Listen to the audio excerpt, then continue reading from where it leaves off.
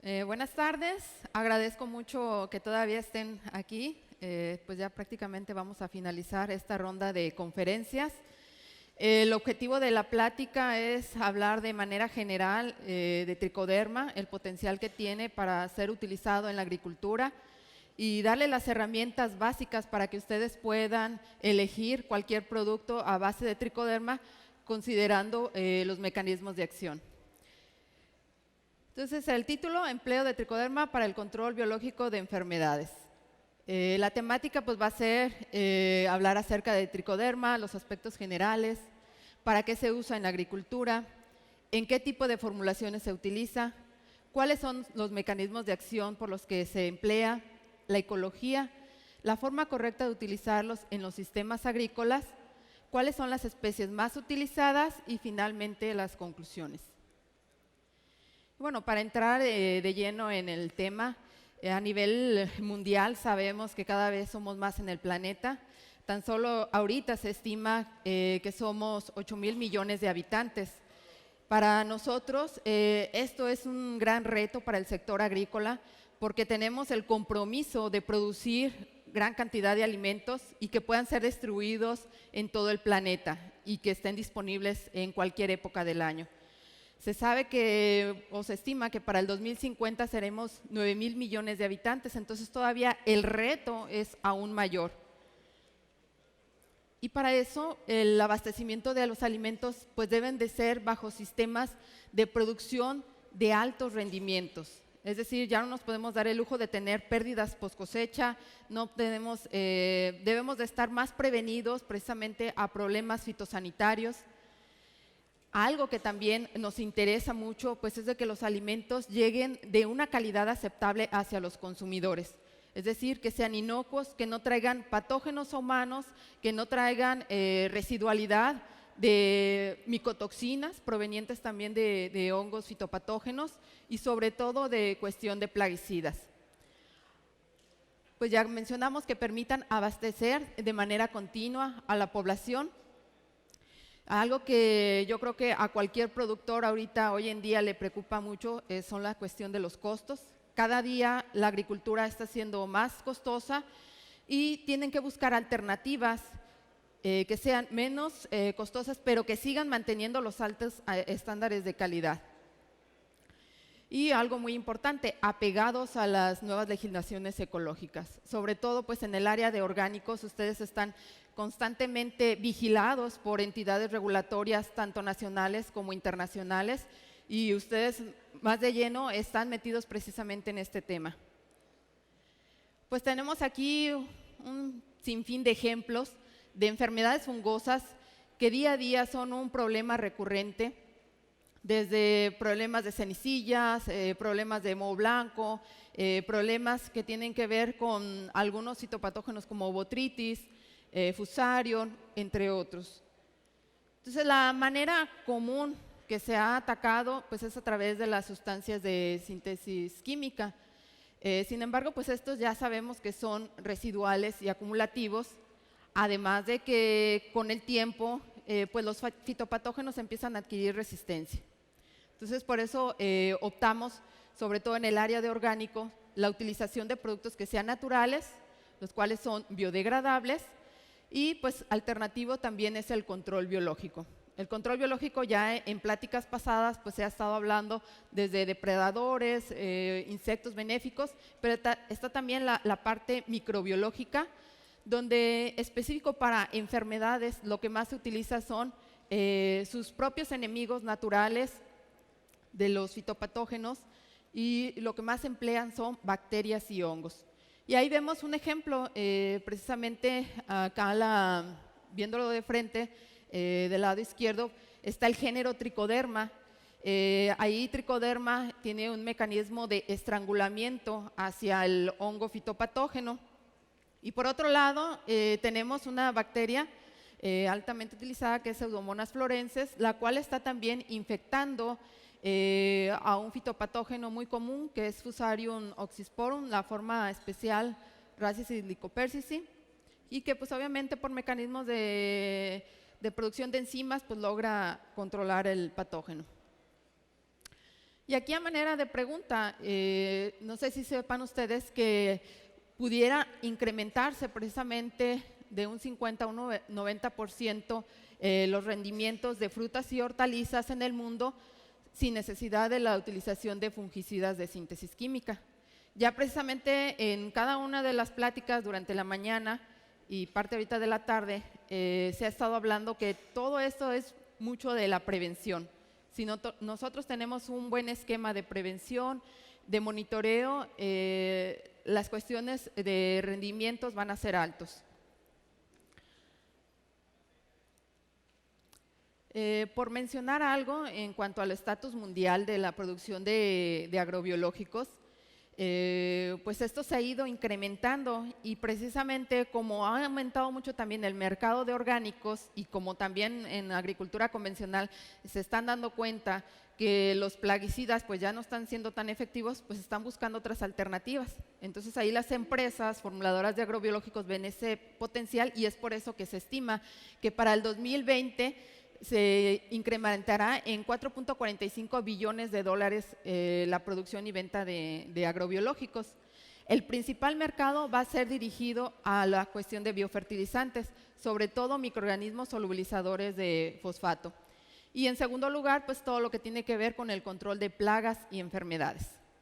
Y a nivel mundial, pues ¿cuáles son los principales países que están utilizando agrobiológicos? Pues número uno, el que va más adelantado, pues es el continente europeo, seguido de Norteamérica, después le sigue Asia-Pacífico y después seguimos nosotros, Latinoamérica. Entonces nosotros tenemos una muy buena todavía rebanada del pastel en la cual podemos incursionarnos en el uso de agrobiológicos.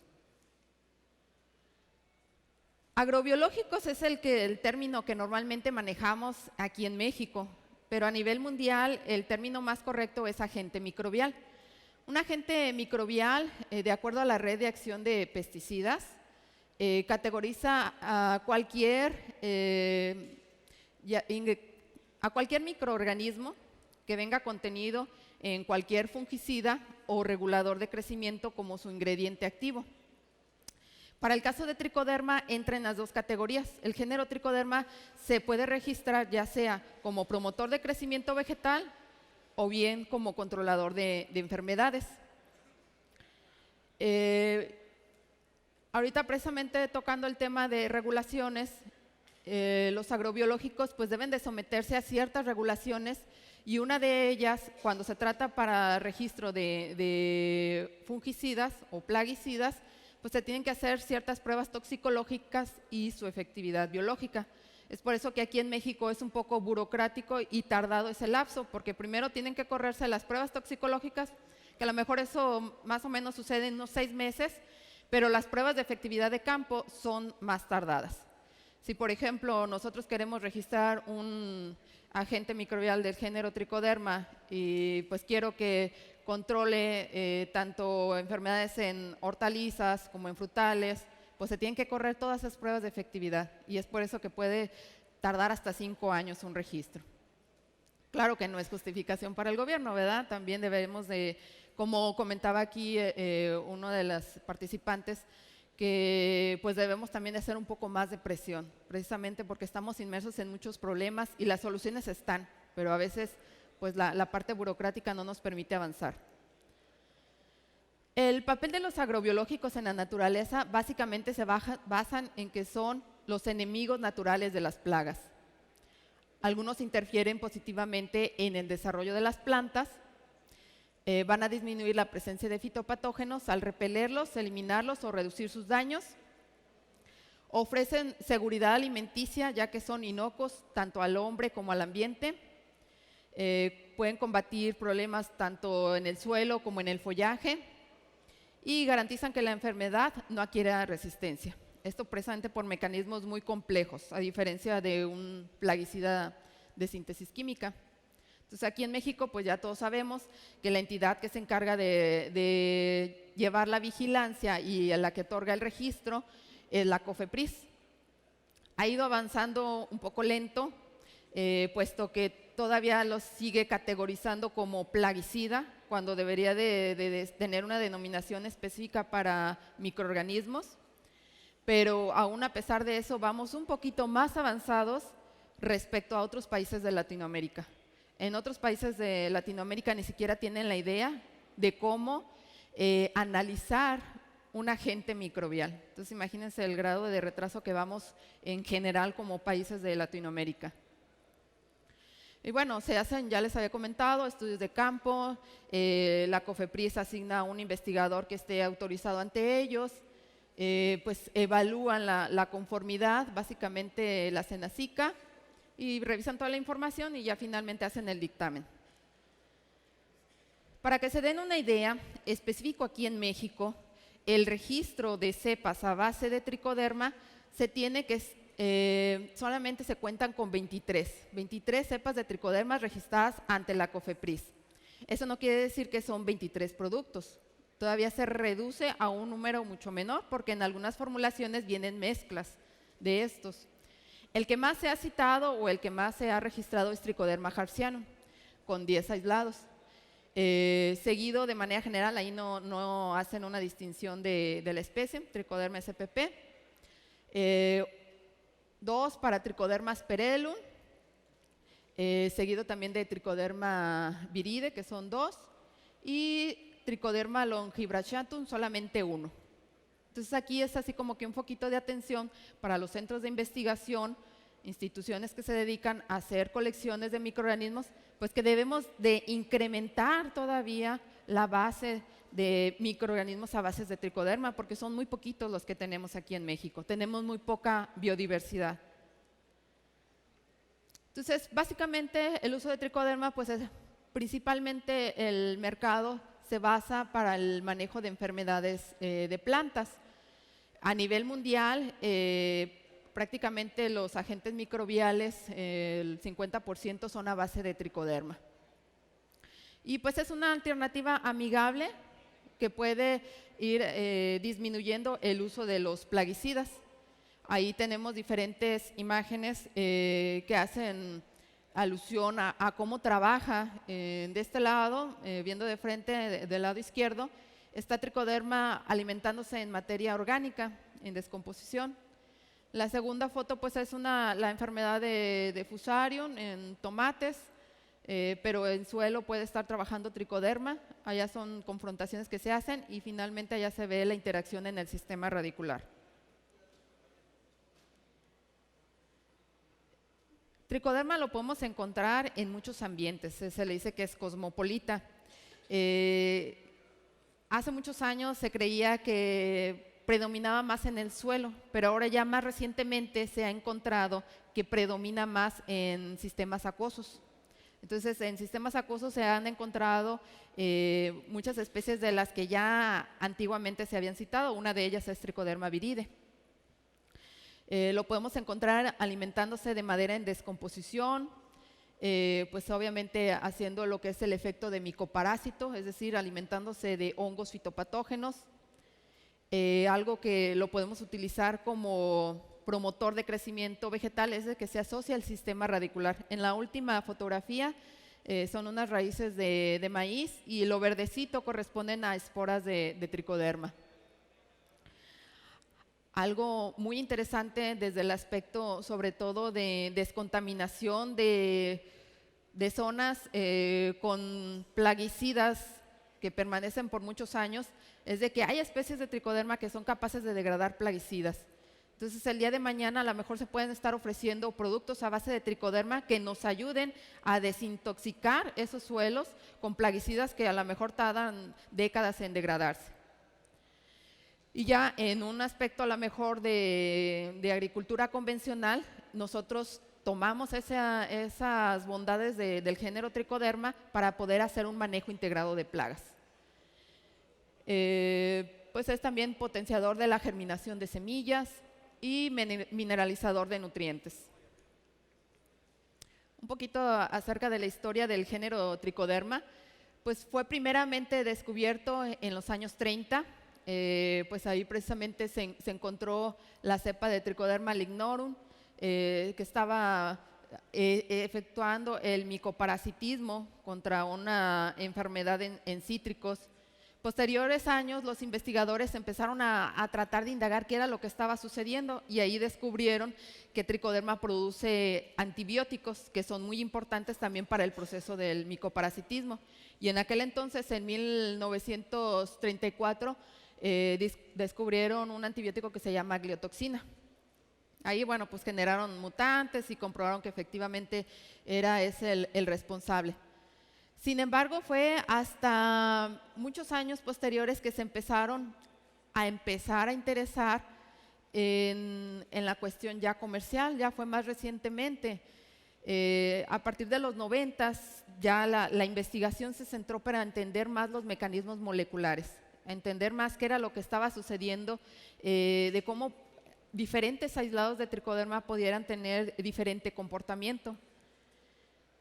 Ya viene la época más moderna, la biología molecular, y ahí nada nos permite conocer mecanismos de señalización bioquímica que tiene Tricoderma al estar interaccionando con el fitopatógeno, es decir, que a distancia empezaba a reconocer a su huésped, en este caso el fitopatógeno podía estar eliminando en el ambiente cierta residualidad de alimento y eso lo detectaba Tricoderma y es la manera en la que Tricoderma dirige su crecimiento hacia el fitopatógeno. Posteriormente, pues ya con los avances más modernos y ya más recientes, se empezaron a dar cuenta que Tricoderma, al interaccionar con las plantas, también tienen una señalización química y esa señalización química es la que le da la promoción de crecimiento vegetal. No voy a andar mucho en el tema porque pues es algo complejo, pero para que vean el nivel de avance del conocimiento en este género. Pues ya les dije, Tricoderma lo podemos encontrar en diferentes ambientes, desde el suelo, lo podemos encontrar ahora más recientemente también en la filósfera, es decir, en follaje, y pues de manera tradicional en la rizósfera. Los mecanismos por los cuales se ejecuta el control biológico se han dividido en dos, mecanismos directos y mecanismos indirectos. El mecanismo directo pues es la competencia directa por nutrientes y espacio. El gran potencial del género Tricoderma es que crece mucho más rápido, entonces rápidamente empieza a desplazar a los fitopatógenos y también compiten por nutrientes, porque Tricoderma tiene más herramientas para capturar nutrientes de ese ambiente. Algo que le da el sinergismo en el micoparasitismo es la producción de antibióticos. Hay antibióticos se les dice de una clasificación de volátiles y no volátiles. Entonces, Tricoderma pues va a su vez lanzando como si fueran bombas para permitir esa competencia. Esos antibióticos le van a afectar a la membrana plasmática de hongos fitopatógenos o en algunos casos de omicetos. Phytophthora, Pythium. Y pues ya directamente en cuanto entra con su presa, se da el proceso de micoparasitismo. En la fotografía que veíamos, Tricoderma empieza a estrangular, empieza a producir enzimas líticas, lo perfora y se alimenta de este. Y aquí vemos una fotografía típica de lo que es este proceso de micoparasitismo, obviamente ejemplificado en una caja de Petri. En la primera es el Tricoderma creciendo solito, prácticamente en cuestión de 48 horas, rápidamente crece. Y aquí está compitiendo contra un fitopatógeno. De este lado, la parte blanquecina corresponde a algo del micelio del fitopatógeno, que ahí correspondía a Rhizoctonia solani. Tricoderma va creciendo tan rápido y en ese crecimiento es donde va precisamente dando esa competencia. Ya cuando se da la interacción con el fitopatógeno, está liberando los antibióticos y pues directamente produce las enzimas líticas. Pero también existen mecanismos indirectos. Estos mecanismos indirectos ya tienen que ver con la interacción propia con la planta. Tricoderma yo les había mostrado que muchas veces está rodeando el sistema radicular de la planta. La planta pues no reconoce si es patógeno o benéfico. Entonces prende un sistema de señalización de defensa en la planta, lo cual le permite estar más preparada a la planta en dado caso de un ataque por algún patógeno, pero a lo mejor en la parte aérea. Entonces, a este mecanismo se le conoce como resistencia sistémica inducida. ¿Por qué? Porque un microorganismo benéfico induce el sistema de defensa en la planta. Les había comentado que tricoderma tiende a ser muy voraz ahí en el microambiente del suelo porque crece muy rápido y compite por nutrientes. Lo hace también porque produce ciertos compuestos que ayudan a capturar el hierro y esos compuestos se llaman sideróforos, mientras que los fitopatógenos no son capaces de capturar fácilmente el hierro, entonces prácticamente tricoderma se lo arrebata y pues lo deja más endeble en cuanto a disponibilidad de nutrientes al fitopatógeno. Otras cepas, algunas se han visto de tricoderma, que producen enzimas, unas enzimas que activan el sistema de defensa en la planta o algunas moléculas pequeñas. Y esto es muy específico dependiendo del tipo de aislado. Es por eso que cuando se hacen los estudios de géneros de tricoderma, pues tenemos que ir distinguiendo hacia qué lado nos vamos a ir, si como promotor de crecimiento vegetal o como agente de control biológico. Y algunos aislados de tricoderma secretan lo que son análogos a hormonas vegetales. En este caso, el precursor de las auxinas, que es el ácido indolacético. Es por eso que muchas especies de tricoderma, al momento que las aplican, conforme pasa el tiempo, sacan la planta y ven más sistema radicular. Es precisamente que la planta está aprovechando ese ácido indolacético para producir más biomasa. Y a su vez, pues al tener más área de exploración, el sistema radicular va a capturar más nutrientes.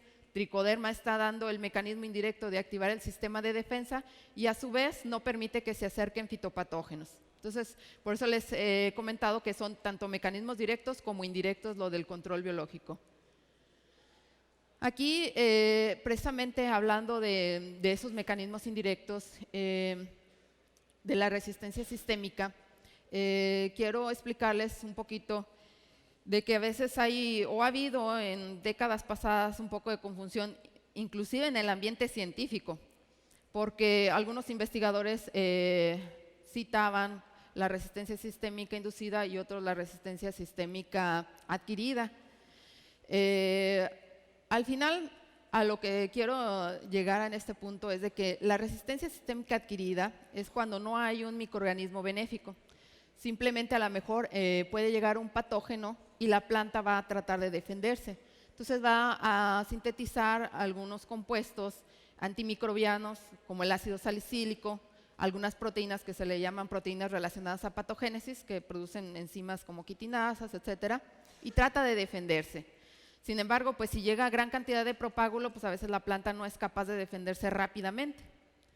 Caso contrario, si nosotros previamente la planta ha sido inoculada con tricoderma, tricoderma ya desde que la planta se empieza a desarrollar, ya le está dando esa activación del sistema de defensa, de tal manera que en sus células, en la parte de follaje o en el sistema radicular, ya está preparada para cuando llegue un fitopatógeno. En cuanto llegue, puede estar inclusive produciendo algunos volátiles, como el ácido jasmónico, que puede traer enemigos naturales pues de la enfermedad, o bien puede hacer una modulación del etileno.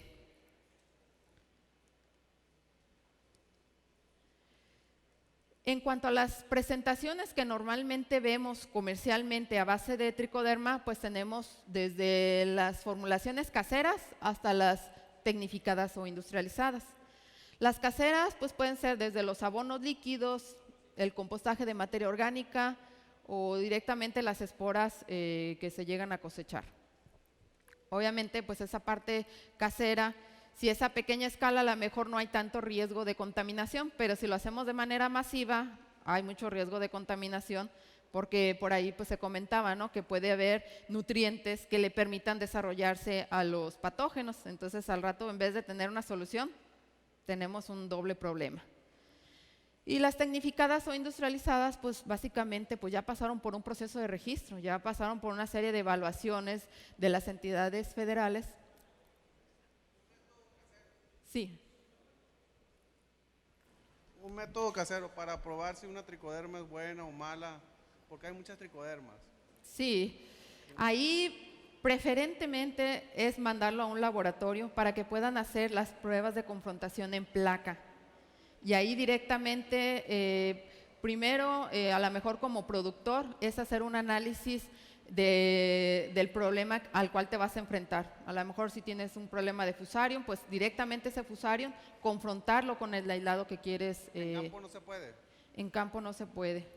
Es mejor que se haga la separación de las poblaciones de microorganismos presentes en el suelo para tener el entendimiento claro de la cantidad de inóculo de patógenos y la virulencia que pudieran tener y el antagonismo que pudiera ejercer el tricoderma que quieres probar. Definitivamente tiene que hacerse a través de un laboratorio especializado. No es difícil, se puede mandar precisamente a un laboratorio de confianza, se manda el análisis pues, de cuantificación de las poblaciones de fitopatógenos y les dices, pues sabes que confróntamelo con este tricoderma y ya te darían visualmente qué tan virulento es.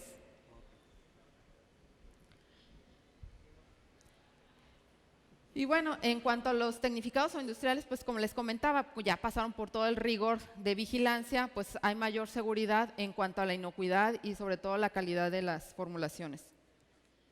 En cuanto a las formulaciones, pues tenemos desde presentaciones sólidas, semisólidas, que son los encapsulados, y las líquidas.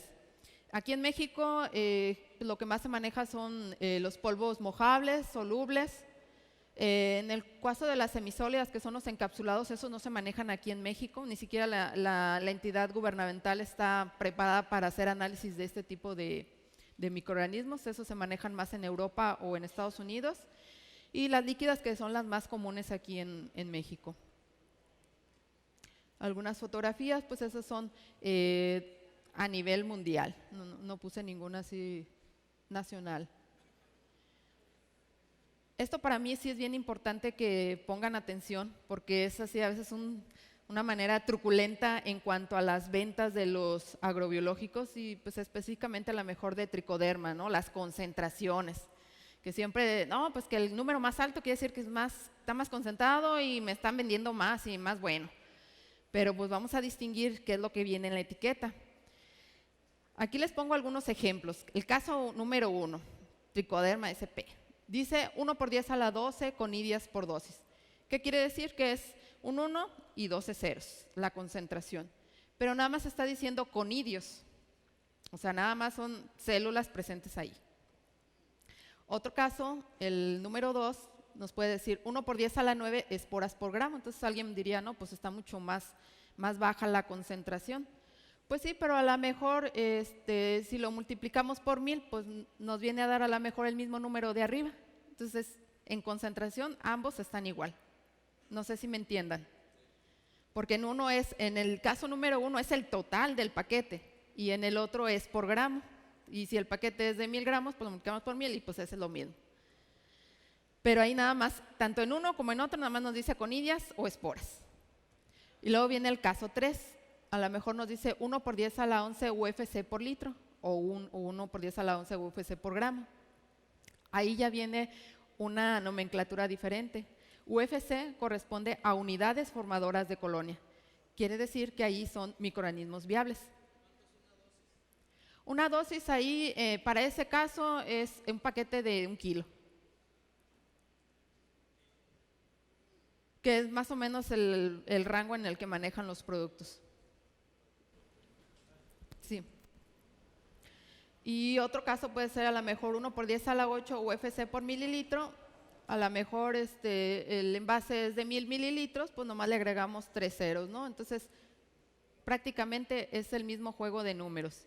Pero aquí lo más importante es que el producto diga UFC. Porque precisamente estamos hablando de microorganismos vivos. Entonces, pero esto ¿cómo se analiza? Bueno, en el laboratorio se hace lo que es cuenta directa, es decir, en el microscopio, en una laminilla cuadriculada, se contabilizan la cantidad de células presentes. Esporas o conidias es lo mismo, se contabilizan, pero ahí visto al microscopio, pues no distinguimos si están vivas o están muertas. Entonces, por eso yo les decía que en el caso 1 o 2, pues ahí, pues sí, a lo mejor están 12, pero a lo mejor todas están muertas o lo que comentaban en algunas pláticas anteriores, las concentraciones viables vienen muy bajas. Pero si queremos entonces ahora retar esos microorganismos en un medio selectivo para ver cuántos son capaces de germinar, entonces ahí es cuando ya contabilizamos las unidades formadoras de colonia por mililitro o por gramo.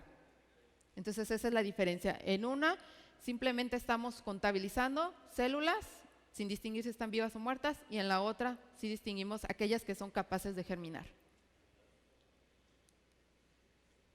La forma de entregar los materiales a base de tricoderma en los sistemas agrícolas, pues lo más común es tratamiento a la semilla. Ya les había comentado que tricoderma, muchos de estos pueden promover o acelerar la germinación. Pueden aplicarse a sistemas del suelo, que es lo más común, en los sistemas de aplicación en drench o con goteros, o en los residuos vegetales con compostas o esquilmos. Si recuerdan, en las primeras fotografías yo les mostraba tricoderma cómo estaba degradando la materia orgánica. Entonces es como una manera de aumentar las poblaciones de tricoderma si aprovechamos esos esquilmos o esos residuos agrícolas previo a la siguiente cosecha. Son ejemplos de lo que es la aplicación en lo que es las charolas. La gran ventaja de este sistema es de que ya dejamos algo de propágulo para permitir que la semilla vaya más protegida en dado caso de que en su ambiente alrededor haya poblaciones de hongos fitopatógenos. Entonces, de esa manera logramos aumentar los niveles de germinación por competencia y sobre todo pues acelerar el proceso de la germinación. También puede ser factible utilizarlos en sistemas de hidroponía. Aquí obviamente las cantidades que se utilizan de tricoderma son mucho más bajas. Como es un sistema más controlado donde a lo mejor llevan ciertos nutrientes, la cantidad es mínima, es muy mínima comparado a un sistema de suelo. En los sistemas de drench o goteros, pues es la manera más fácil de aplicarlos, es bajo el sistema de riego. Muchas veces los agricultores preguntan por cuestiones también del manejo agronómico y de facilidad, oiga, ¿y puedo aplicarlo con algún otro compuesto, a lo mejor un agroquímico? Pues ahí es muy importante conocer la biocompatibilidad. Esa biocompatibilidad se la tiene que dar el fabricante. Y muchas de las formulaciones con registro ahí viene bien identificado, no aplicar con, no sé, vinolate, captán, etcétera. Pero en algunos casos el fabricante le puede decir, ¿sabe qué? Nosotros bajo nuestros estudios hemos encontrado que tiene tolerancia a este número de fungicidas y sin ningún problema pueden aplicarlos de manera combinada. Siempre pues hay que leer la ficha técnica y si hay una duda pues hay que consultar al fabricante. No requiere un acondicionamiento del pH en el agua, a diferencia pues de los fungicidas. Yo les había comentado que una manera de aumentar las poblaciones de tricoderma en el suelo es aprovechar precisamente la descomposición de la materia orgánica. Tricoderma, al integrarlo al suelo, va a activar los ciclos biogeoquímicos, es decir, va a empezar a incorporar nutrientes como el fósforo, dejar más disponible algunos elementos que estuvieran ahí bloqueados. Va a aumentar la biomasa de tricoderma en el suelo, de tal manera que si hay poblaciones de fitopatógenos y mediante un análisis microbiológico allí de un laboratorio especializado, la placa que vemos allá, pues esa placa se ve un suelo con mucha cantidad de microorganismos que a lo mejor un agricultor se espantaría, que diría, ay, pues ahí hay muchos microorganismos, quiere decir que me va a afectar a mi cultivo. Y yo le diría, no, porque está equilibrado, hay tanto fitopatógenos como benéficos, pero de una manera equilibrada. Y el uso correcto pues, de las aplicaciones de tricoderma pues deben de contarse con formulaciones concentradas y altamente viables, que es lo que dijimos. Que los mecanismos de entrega que permitan su aplicación, que debe ser con cuidado y que permitan su propagación. ¿Qué quiere decir? Que debemos de considerar que son microorganismos y que no los debemos de tratar como si fueran fungicidas, es decir, tener cuidado en el manejo de temperaturas, no traerlos en las camionetas y dejarlos ahí por muchas horas, pueden bajar las poblaciones. Hay que darles mantenimiento en el suelo, lo que se comentaba anteriormente, darle materia orgánica para que esas poblaciones se mantengan. Algo muy importante para poder tener un esquema de control biológico con éxito es la cuantificación de las poblaciones al inicio, durante y al final, porque de esa manera vamos viendo, bueno, contra qué enemigos me voy a enfrentar. Después voy viendo cómo van bajando esas poblaciones y al final cómo me queda ese suelo. Su principio, pues básicamente es el control biológico, es la prevención. No es hacia problemas de corrección fitosanitarios. Muchas veces los agricultores, sobre todo en una agricultura intensiva, ya cuando ven los problemas que ya prácticamente los están ahorcando, pues vamos, me están ofreciendo este producto, me lo va a corregir. Pues yo creo que ahí ya prácticamente volvemos al tema, ¿no? Pues ya lo sobrepasa el problema. Sin embargo, puede haber, para problemas fitosanitarios, se pueden emplear técnicas del manejo integrado y ahí poco a poco, conforme pasen los ciclos, podemos ir bajando las poblaciones de los fitopatógenos. Como conclusiones, pues la agricultura está evolucionando a nuevas tecnologías para obtener una alta producción, pero sobre todo apegados a reglamentaciones ecológicas y de inocuidad. Los agricultores buscan alternativas que sean efectivas, amigables e inocuas y que promuevan una agricultura sustentable. A nivel mundial, la ONU está promoviendo todo esto de la agricultura sustentable precisamente para tratar de fijar más carbono en el suelo y de esta manera evitar más emisiones de gases al ambiente, que trae una serie de problemas, efecto invernadero, cambio climático. Las enfermedades por hongos y omicetos en cultivos como el de hortalizas demanda el uso de fungicidas. Sin embargo, pues los fitopatógenos han adquirido resistencia a ellos.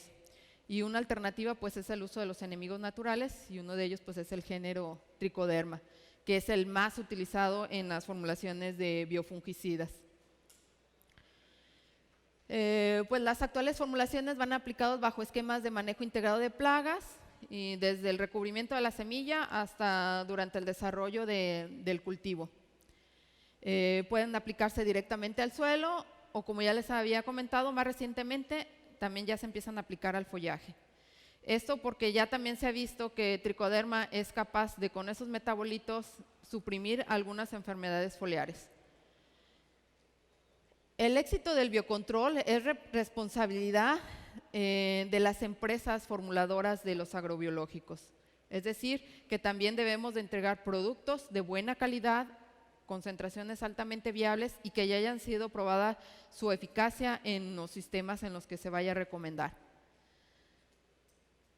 Las formuladoras deben de entregar materiales con productos viables, bueno, pues es lo que comenté. La siguiente cadena de responsabilidad también corresponde a la persona que lo va a aplicar. Es decir, pues deben de considerar todos los esquemas de cómo manejarlo para que tenga éxito. Y pues al final de cuentas, considerar los que son microorganismos, que no son productos químicos. Son una alternativa altamente efectiva siempre y cuando consideremos todos los aspectos, desde la cuantificación de poblaciones, el cómo poderlo mantener en el suelo y, lo más importante, el que ya haya sido probada su efectividad. Y bueno, pues también les había comentado que Tricoderma, con sus mecanismos indirectos, también ha ayudado a que la planta crezca más sana y capte de una manera más eficiente los nutrientes. Y esto al final se ve reflejado sobre todo en la ganancia post cosecha. La ganancia post cosecha, sobre todo en hortalizas, es de que, por ejemplo, en el caso de tomates, retrasa mucho el proceso de maduración. Versus, por ejemplo, a cuando se lleva a una agricultura con fertilización química, la maduración va muy rápido. Y entonces el corte y el proceso de cadena de entrega del producto hacia el consumidor es muy corta. En cambio, se ha visto que con el empleo de este tipo de microorganismos, esa cadena de entrega puede ser más amplia. Pues mi parte es todo. Gracias. Si hay alguna intervención, comentario, pues se los agradeceré mucho porque pues esta es una retroalimentación tanto de allá para acá como de aquí para allá. Gracias.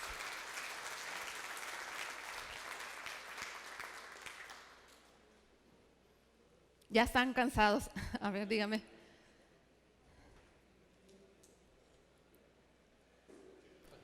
Me quiero referir a una inquietud de un compañero en relación a las pruebas de productos caseros. Sí, Si es un producto casero, claro que puede hacer pruebas caseras en maceta, pero si quiere hacer pruebas más finas, Claro. aquí hay una compañía ofreciendo análisis microbiológicos por 600 pesos. claro. Entonces puede hacer su prueba en macetas antes y después de la aplicación de su producto casero. Claro. Gracias. Pues sí, nada más que siento yo que cada quien darle su lugar de experiencia para que el proceso sea más rápido. Un laboratorio le puede ofrecer un mejor servicio en menor tiempo, a diferencia de estar corriendo las otras pruebas. Las otras pruebas a lo mejor las puede correr ya que tenga el resultado de un laboratorio.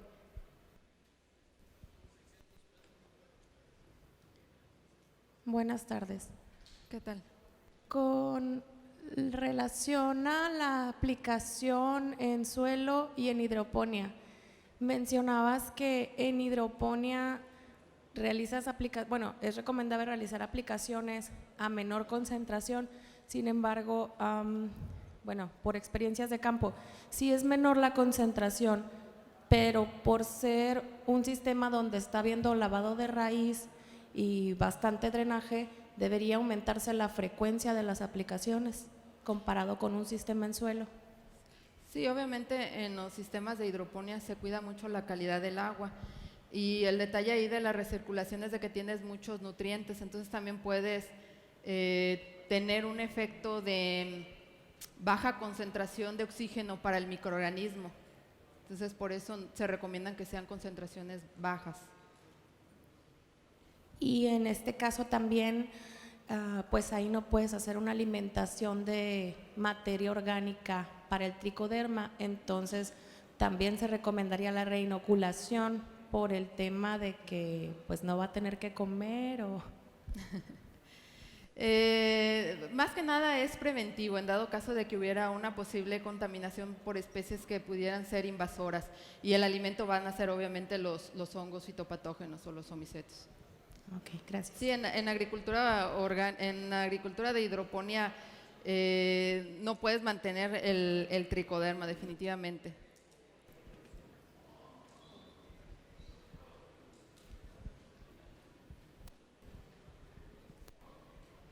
Sí, bueno, tricoderma, ¿con qué microorganismos benéficos trabaja Ok. mejor? ¿Con qué otra gama de consorcios pudiéramos estar combinando? Bacillus subtilis, puede combinarse con algunos otros, por ejemplo, Bacillus amyloquefaciens, Bacillus licheniformes, Pseudomonas florenses, inclusive también con algunas bacterias fijadoras de nitrógeno como Azospirillum, Azotobacter, que es lo que más comúnmente vemos en las formulaciones de consorcios microbianos.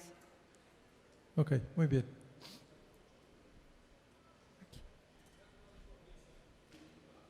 No, porque ahí sí son antagonistas, pues se lo puede comer a la micorriza. No es recomendable. De manera separada. ¿Cuál será la mejor manera de aplicar tricoderma? Porque en cuanto a temperatura. En cuanto al rango de temperaturas, preferentemente temperaturas entre los 25 y 35 grados. Todo va a depender también del tipo de aislamiento. Algunos, pues ahora sí que el fabricante debe de darle la garantía en qué rango de temperaturas trabajan. Hay aislados que a lo mejor fueron extraídos de ambientes muy fríos y a lo mejor aquí en la zona de donde estamos pues no van a funcionar bien. o versus los de aquí a lo mejor no van a funcionar en climas fríos. Pero el rango óptimo de crecimiento de tricoderma va desde los 22 hasta los 35 grados. ¿Y cuando es foliar? Y cuando es foliar, pues el mismo rango de temperaturas. Y ahí sobre todo pues hay que considerar mucho, ya sea tricoderma o cualquier otro microorganismo, aplicarlo en horas ya muy tardías que no le dé la radiación solar. Tratar de aprovechar lo que es la condensación del rocío durante la noche para que haya una mejor penetración a la epidermis del follaje. ¿Y alguna condición del pH del agua? No, tricoderma generalmente a pHs alcalinos, él tiene la capacidad de secretar ciertos ácidos orgánicos que hace un amortiguamiento y permite bajar el pH en su microambiente para desarrollarse. Sí, bueno, también se habla al momento de la aplicación, con ciertos materiales tipo derivados siliconados. ¿Es funcional eso en un sistema de riego que va a su lado? Derivados, perdón, ¿cómo? Como un adherente, pues un adherente que Un adherente para la cuestión de follaje. se habla en el sistema de riego. Ajá. Pues al menos en la experiencia que nosotros hemos tenido no ha sido necesaria la adición de adherentes al sistema de suelo. Salvo en aplicaciones foliares, pero para otro tipo de microorganismos sí recomendamos un adherente pues para que tenga una mejor permanencia. Pero en el caso de tricoderma, ¿no? Porque ya una vez que llega al suelo y encuentra al fitopatógeno, rápidamente va a dirigir su crecimiento. Si es para cuestión de control de enfermedades. Si es para cuestión de biofertilización, se utiliza más hacia el recubrimiento de semillas o bien en inmersión del sistema radicular en las charolas. Y ya automáticamente el tricoderma se adhiere. Okay. Y la otra pregunta, ya ves que la presentación es líquidas o en polvo, gránulos. Hablando ya de calidad, no, pues es un factor muy importante, pero ¿dónde tendríamos una mejor proliferación así de la espora? Polvo líquido. Pues si el sistema de entrega es a corta distancia, la formulación líquida, mientras tenga las altas concentraciones y se respeten los tiempos de entrega rápido, no hay ningún problema. Pero ya para distancias más grandes, pues el polvo siempre va a tener una mejor característica porque la vida de anaquel pues va a ser más prolongada. Okay, gracias. En relación a, por ejemplo, cuando tenemos productos de la misma cepa, pero unos están más concentrados que otros, ¿esto es debido a qué? Pues puede haber desde la responsabilidad del fabricante, que a lo mejor no llegó a las concentraciones que declara en la etiqueta, o bien puede ser desde el que adquirió el producto, que a lo mejor no siguió las recomendaciones de mantenerlos a temperaturas como el equivalente a una semilla certificada. Aún aunque sean polvos o formulaciones líquidas, es importante que los mantengamos a temperaturas como la que está aquí en el ambiente. Hay que tratarlos como si fuera una semilla certificada. ¿Qué tipo de cepa son más agresivas al control de enfermedades? Ahí de las que, pues ahí comentaba, registradas aquí en México, las que más predominan es Harcianum, Viride, Asperellum, Longibrachatum. Pero siempre esa es la eterna pregunta de que quién es más efectiva, Viride, Harcianum, Virens, Atroviride. Yo siempre les digo, mientras sea demostrada la efectividad. Yo puedo tener 5 aislados de Tricoderma Harcianum, identificados hasta molecularmente, los confronto con los mismos fitopatógenos y a lo mejor uno es mejor que otro. Entonces ahí es por eso muy importante la efectividad comprobada. Pues lo que a nivel mundial, las que más se mueven, Viride, Asperellum, Harcianum. Sí, pero por ejemplo, en el caso de Harcianum, hay tipos de cepas, ¿no? Hay la T22, no, esa es una nomenclatura que cada fabricante le da. O sea, yo le puedo poner a la mía Q07, Plant Healthcare le puede poner T22, pero eso es una nomenclatura arbitraria, eso no tiene nada que ver. Ahí más bien el nombre y apellido lo da la identificación molecular. Y ahí quiero hacer también algo, un pequeño paréntesis. Conforme ha ido avanzando el conocimiento científico, se han ido cambiando las nomenclaturas. Entonces, los mismos investigadores, cuando originalmente habían aislado a lo mejor uno que decían que era Trichoderma virens, con el paso de los años y la identificación molecular, pues resulta que ahora lo categorizan como un Trichoderma asperellum. Entonces, aquí a nivel nacional, la COFEPRIS no pide una identificación molecular. Simplemente por lo que diga y declare el que va a ingresar la solicitud de registro. Y generalmente se basan por claves taxonómicas. Entonces, en realidad, pues el nombre y el apellido pues es muy indistinto. Más bien, lo que importa es la efectividad. Gracias.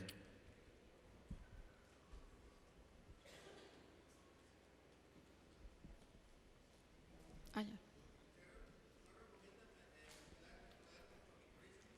No, porque Trichoderma se come a hongos y muy probablemente se vaya también a alimentar de micorrizas o vaya a bajar las poblaciones. Pues parece ser que ya no hay preguntas, ¿sí? Sí, disculpen, no sé si yo estoy mal o he entendido mal lo que viene siendo la literatura del tricoderma, porque ahí el ingeniero preguntaba que mejor, tricoderma convencional o la cepa T22. Hasta donde yo sé, la cepa T22 es un híbrido en la combinación de una cepa de climas cálidos con un híbrido de clima frío que tiene mejor adaptabilidad a diferentes pH de suelo, diferentes estructuras de suelo y diferente alcalinidad del agua. Entonces nos da una mejor capacidad de adaptabilidad y por simple de ser un híbrido, esas son las características principales del hongo. Nos da un mejor control y mejor desarrollo en el suelo, garantizando que va a esporular, va a germinar de mejor manera que otro tricoderma. También para hacer énfasis en la cadena de frío, hay productos comerciales que aunque tengan registro OMRI o anden circulando por el mercado, no son muy buenos. ¿Por qué? Porque los exponen mucho a las temperaturas. Por ejemplo, en logística los acarrea mucho, por ejemplo, en las cajas de la camioneta, de la pickup, los llevo a almacenar a temperatura de 44 grados en almacenes de lámina. Sabemos que es un organismo vivo que tenemos que darle las condiciones para que ese microorganismo no se deshidrate y muera.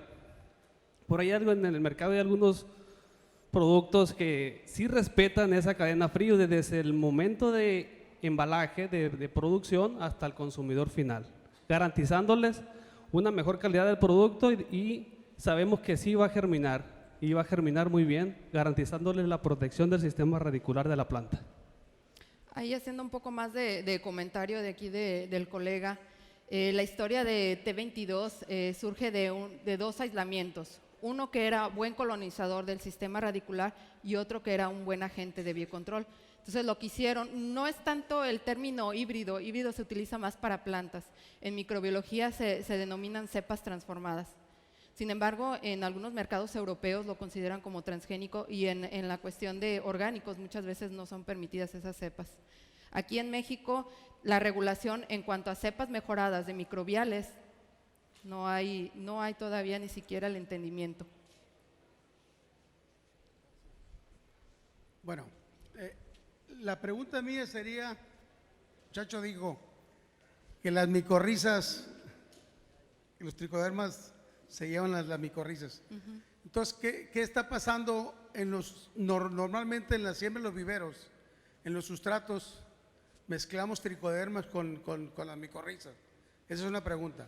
Y la otra sería, aún estando adentro de la raíz, ¿la micorriza también tiene problemas con el tricoderma? Todo depende del tipo de tricoderma. Si recuerdan, yo les había mencionado dos categorías. Uno que se utiliza como promotor de crecimiento vegetal, que muchas veces sí puede entrar al sistema radicular, y otros que son para control de enfermedades.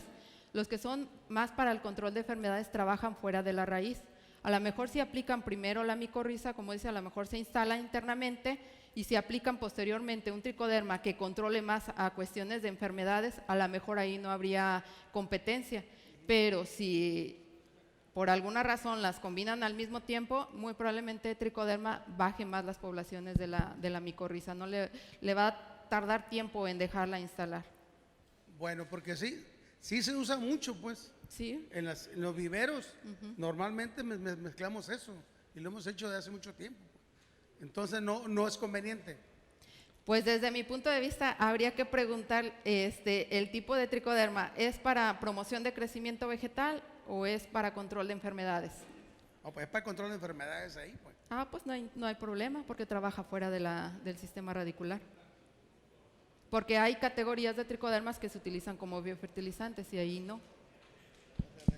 Sale, muchas gracias. Se habla del tema mucho el tema de las micorrizas y las tricodermas. Por lo general sabemos que en el suelo existen 3 nichos microbiológicos, que vienen siendo los asociativos, los de vida libre y los simbióticos. En los simbióticos encontramos a las micorrizas, podemos encontrar rizobio. En las tricodermas encontramos a los asociativos, que los asociativos son los que viven de la epidermis hacia afuera, de las raíces hacia afuera, hacia el suelo. Aquí sí hay un antagonismo, hay un antagonismo entre tricodermas y entre micorrizas, pero siempre y cuando la micorriza esté dentro de la raíz, no le afecta para nada la tricoderma. Porque se mete un hongo micorrizador, no se mete una micorriza. Al entrar en contacto con la raíz ya se convierte en micorriza. Y la micorriza, hay 2 tipos de micorrizas, la endomicorriza y la ectomicorriza, que hay una diferencia entre ellas. La endomicorriza coloniza la célula vegetal de la planta y la ectomicorriza sí te la puede afectar un tricoderma porque vive de la epidermis hacia afuera, no penetra la célula vegetal de la planta, que las encontramos más en coníferas, en bosques, pero la endomicorriza, estando dentro de la célula vegetal de la raíz, no le va a afectar para nada la tricoderma, siempre y cuando respetemos un lapso de cuando apliquemos la tricoderma, que hay un espacio. No sé si... Sí, a lo mejor ahí responde un poco más hacia el tipo de producto. A lo mejor él tendría que ver qué tipo de micorriza es la que está aplicando y qué tipo de tricoderma, porque al menos en la literatura, acá en algunas fotografías que les mostré, se ha demostrado cómo hay especies de tricoderma que están dentro del sistema radicular, formando estructuras muy parecidas a las de la micorriza. Entonces, por eso es muy importante leer muy bien la etiqueta y ver qué tipo de materiales son los que vamos a combinar. Sí, de hecho, en el tema de sustratos, de plántula, no se recomiendan mucho el tema de las micorrizas. Yo te recomendaría más el tema de una tricoderma por el poder bioestimulante que trae que una micorriza. Las micorrizas necesitan raíz porque es un organismo, es un simbiótico obligado. Claro. Ocupa de raíz para sobrevivir. En el sustrato no tiene la suficiente raíz. Al final de cuentas, ocupas una especie que se adapte a las condiciones adversas, el tema de conductividades altas, salinidad, el tema de temperaturas altas, pH altos, pH bajos, una especie que se adapte perfectamente, que la pueden meter ya con raíz, que diga, ¿sabes qué? En un tomate la meto a los 20, 25 días porque ya tengo, ocupa de raíz para sobrevivir. La micorriza no te va a sobrevivir en el suelo, es un simbiótico obligado, ocupa de raíz para sobrevivir y a veces cometemos el error de meterlo en un sustrato o cuando no tenemos raíz. La micorriza no va a sobrevivir ahí. Va a sobrevivir cierta cantidad de especies nativas, pero es muy baja, porque inclusive vienen bajas las concentraciones. Y en el tema de la tricoderma, hablaba el maestro Armando, de que hay cepas, que es preferible meter cepas nativas de aquí de la zona, del ambiente, pero hay trabajos con cepas muy buenas que vienen de afuera también y que vienen ya sea en sólido, en líquido y que fueron desarrolladas en condiciones muy extremas de temperaturas, de salinidad, suelos salinos sódicos. Así es. Que se adaptan perfectamente a la zona y que lo hemos visto. Sí, en el caso de los microorganismos que sean nativos de la zona, serían para sistemas muy particulares de un productor, pero ya para una empresa comercial, pues limitaría su comercialización nada más a esa zona. Entonces, las empresas prefieren invertir mucho en investigación precisamente para llegar a ese punto, seleccionar cepas que tengan una plasticidad tanto de diferentes ambientes como un amplio espectro de control de hongos o micetos fitopatógenos. Es correcto. Gracias. Al contrario. Yo quisiera nada más agregar un comentario con el tema controversial de las micorrizas, las bacterias y los hongos. A final de cuentas, pues para no alargar mucho, ¿cuándo hemos visto un zacate Johnson enfermo por fusarium? ¿Cuándo? Y sin embargo, si van y hacen un análisis de suelo ahí, van a encontrar fusarium, micorrizas, tricodermas, bacillus, bacterias, o sea, de todo. Entonces, a final de cuentas, ¿qué es lo que nosotros buscamos tener en el suelo? Nosotros introducimos microorganismos con el fin de combatir una enfermedad o combatir fitopatógenos.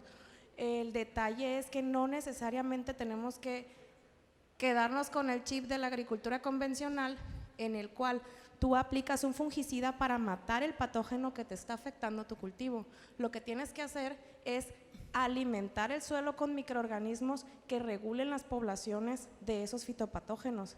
En la naturaleza no se aplica ningún tipo de fungicida y sin embargo tienes patógenos en las raíces y no los están afectando. Entonces, mientras más rico sea la rizósfera, mientras más microorganismos y materia orgánica tengas en una rizósfera, mejor va a ser. Y nosotros pues hemos realizado pruebas en cultivos que tienen altas poblaciones de fusarium y hemos encontrado desde el trasplante, por ejemplo, haciendo un análisis de suelo, decir, tengo 100 unidades formadoras de colonia de fusarium, y aplicamos tricodermas, micorrizas, materia orgánica y hacemos otro análisis de suelo al final del ciclo o a mediados de ciclo con la esperanza a lo mejor de encontrar menos fusarium. Pero ¿qué pasa? A veces encontramos más fusarium o las mismas poblaciones con las que empezamos. Sin embargo, el cultivo no está afectado por fusarium. ¿Por qué? Porque nutriste este suelo con mayor diversidad.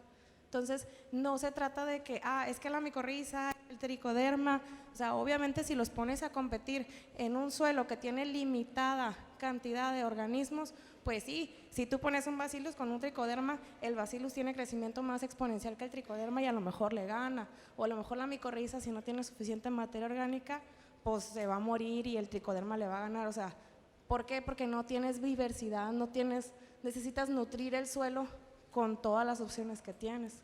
O sea, lo mismo que pasa en la naturaleza. Se supone que la tendencia es regresar a lo natural, porque la naturaleza se regula sola. Sería todo por mi parte.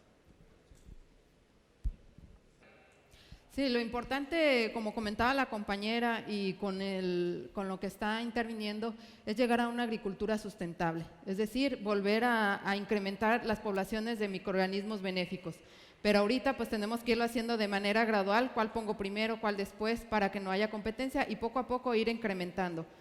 Al paso de 3 ciclos, 4 ciclos van a ver los beneficios y eso se va a ver claramente en menor incidencia de enfermedades, mayor ganancia post cosecha y finalmente en un análisis microbiológico, como comentaba la compañera, puede haber fusarium, puede haber tricodermas, puede haber bacillus, pero todos conviviendo de una manera armónica. Sí, doctora, nada más para preguntarle, ¿qué género de tricoderma se usa como promotor de crecimiento en los vegetales? ¿Qué género de tricoderma? Pues las que más se han citado, virens, viride, asperellum, también tricoderma harzianum se ha encontrado mucho asociado al sistema radicular en gramíneas.